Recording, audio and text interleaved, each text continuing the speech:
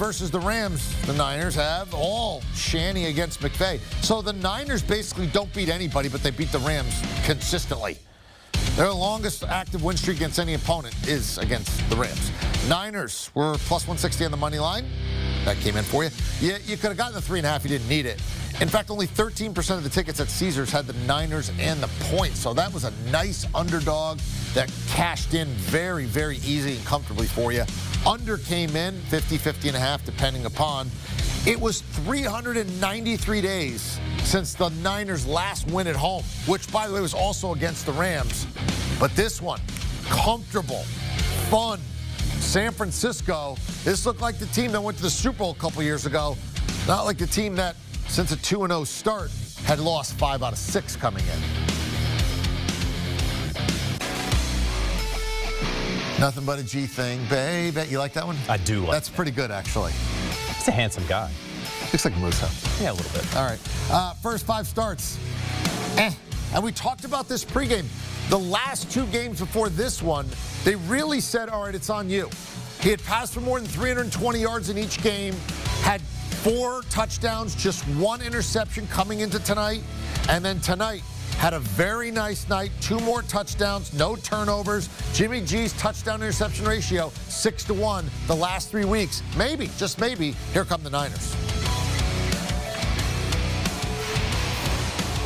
All right, with Jonathan Jones, I'm Eric Casillas, our 2-time Super Bowl champions, Brian McFadden.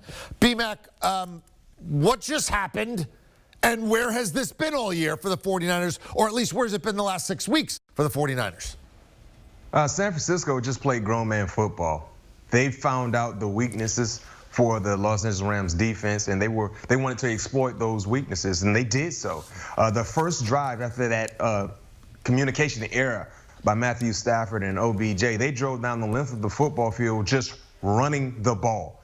Not trying to finesse you, not trying to trick you. We're just going to run the football right down the teeth of your defense, and we're going to be successful in doing so. So that's what we saw. We saw a similar game plan the week before against Tennessee, and that has to be the storyline going forward for the Los Angeles Rams. They have a bunch of elite-like players defensively, but these guys want to rush the passer. They want to put you in passing situations. One thing they have not been able to do has been playing stout football against opposing offenses' rushing attack. JJ, what just happened? I mean, like, I could see that this was a 3.5-point spread. Obviously, this was a division opponent. They'd won 4 straight. You could see a scenario where the Niners find a way to eke out a win. I don't know if I saw a path to 31-10, and I'm not quite sure that the game was even that close. No, well, it should have been a lot closer. The deep ball early on to OBJ, trying to force it. I guess Sean McVay was trying to make some point either to the masses or to Odell Beckham Jr. That was ill-advised. He and Matthew Stafford had practiced twice together. And if you're going to try something like this, once the play's going on, it becomes an option, and it becomes a feel thing. The receiver has to know what the quarterback's going to do. And when you see 2 red jerseys down there and you see 1 white jersey down there, the white jersey throwing the football better know what that white jersey's doing. And then at the end of the first half, what we saw was a fake field goal when you needed the 3 points. And then at the end of the game, what did we see? We saw Sean McVay opting to try to go for the touchdown, and then on 4th down, kick the field goal, which didn't matter at all, and then kick the onside kick. Sean McVay was out of sorts in this game, and I do want to give credit because B-Mac is absolutely right. San Francisco 49ers ran it right down their throats, and they couldn't stop them. This said a lot about the fortitude of the LA Rams, but it also, to me, spoke to the coach. It spoke to decisions that were made by those with power, whether it was Matthew Stafford or more specifically Sean McVay, that I don't know if it was the lingering 0-4 against Kyle Shanahan, if it was this glitz and glam of LA and trading for Von Miller and then signing Odell Beckham Jr., but whatever sort of bravado they were trying to prove tonight, it fell flat on its face. How fair would it be to say to LA, right now it looks like, JJ, their problem is they want the shiny new toys and they don't want to get in the trenches and rough it out. I mean, that defense, I mean, how fair is that? I mean, it's like, you know, you got the car and you're like, I want to put the beautiful rims on the car. and I don't want to have to fix the engine. But That's right now the engine is sputtering, and it doesn't need rims. It needs an engine overhaul. No, that's absolutely right. And I think maybe going into this game, I gave them too much credit for how tight a game the game against the Tennessee Titans should have been. That, hey, just 2 bad Matthew Stafford interceptions and decisions. This would have been a tight game. That was the difference. And now you saw a couple, at least one bad Matthew Stafford decision. Tyler Higbee letting that ball glance off of him. It's a pick 6. Really should be a fumble on Tyler Higbee, but that's not the way that it goes down in the stat sheet. But in the trenches, the way that the 49ers were able to dominate them on both sides of the football, that there was consistent pressure on Matthew Stafford, but more importantly, that they were able to run at will and get 4 yards a carry anytime that they wanted. Remember, in the first half, the San Francisco 49ers went 5 of 5 on third downs. They ended up 8 of 14. They didn't need those other third downs when the game was already out of hand. 5 for 5 in the first half helped them win this football game. B-Mac, you studied defense, you played defense at the highest level, won a Super Bowl as a starting member of the Steelers defense. When you look at the Rams defense, sometimes look, okay, it just wasn't our night, or they schemed us really well, or they had one guy that we really didn't match up with. This was their 11 getting whipped by the 49er 11. How concerned are you going forward that maybe this defense is more name and not all that great when it comes to actually playing the game? I'm very, very concerned, guys, and here's why. I know they have a much-needed bye coming up this weekend, but during that bye week, you won't get bigger and you won't get physical. You won't get more physical.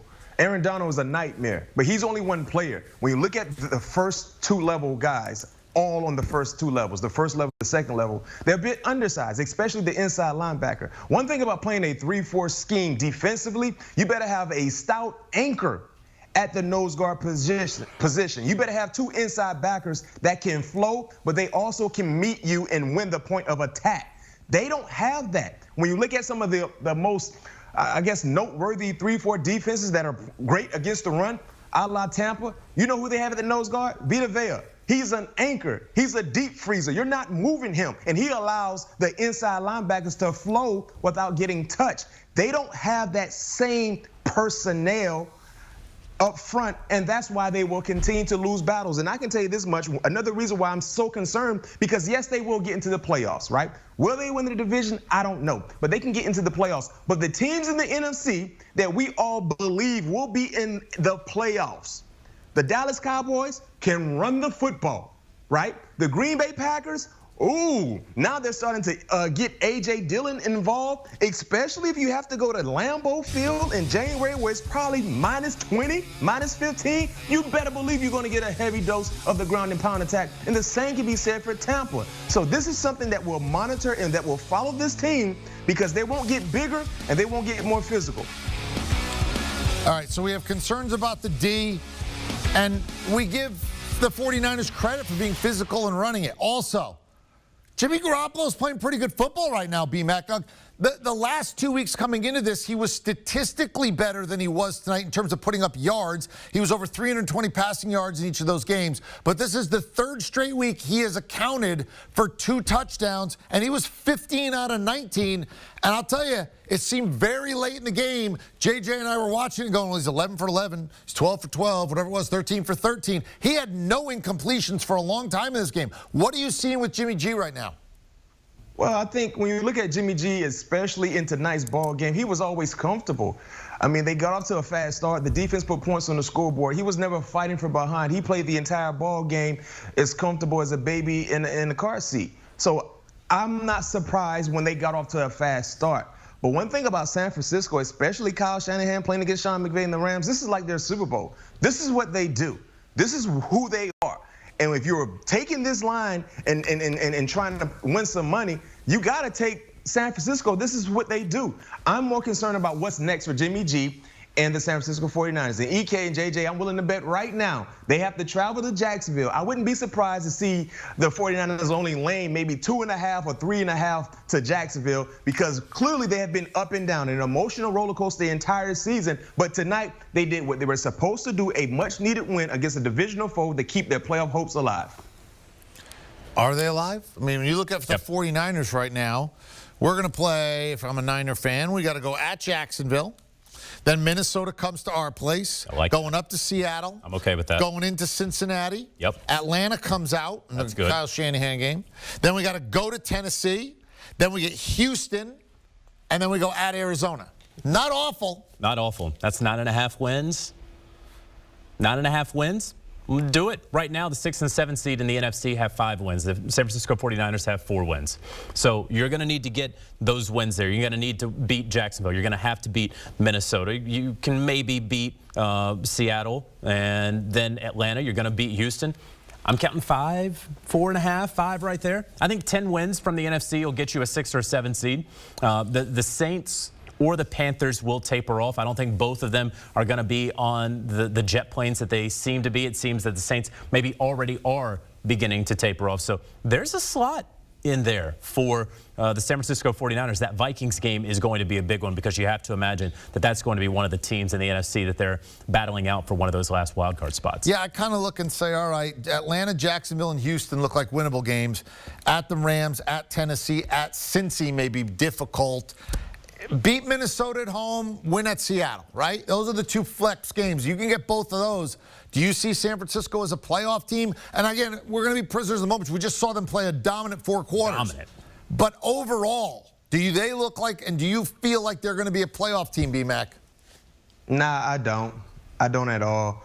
They've been too inconsistent. I mean, just a week ago, Colt McCoy and the Arizona Cardinals took care of business against San Francisco without DeAndre Hopkins, and of course, Kyler Murray didn't play.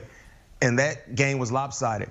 And tonight, this was like their Super Bowl. I'm more intrigued to see what they do this Sunday against Jacksonville. I think this will tell me a lot about this team. But to answer your question right now, EK and JJ, no. I don't think they get into the playoffs because they've been so inconsistent. And yes, big win tonight, but I'm not ready to change my thoughts about their playoff hopes just from what I saw on Monday night. Yeah, that's a fair answer. I can see it both ways. San Francisco certainly did a lot to impress the public tonight because, again, this was not just a win. This was a dominant win, and it was not trick plays and kind of, flashy stuff. This was in the trenches. We just smacked around the Rams for 4 quarters and earned it and deserved it. Well done by the 49ers. And Sean McVay is like, I don't want to see those guys. He's lost 5 straight to Kyle Shanahan. He's now 3-6. Everybody else, about 15-4 against the Cards and Seahawks. I mean, that is a stark difference when it comes to how you play in that division. Do you want a sports network that delivers everything that matters about the game? The highlights, the picks, the instant analysis, no yelling, no fake debates, no politics. Hit the subscribe button and never miss a moment.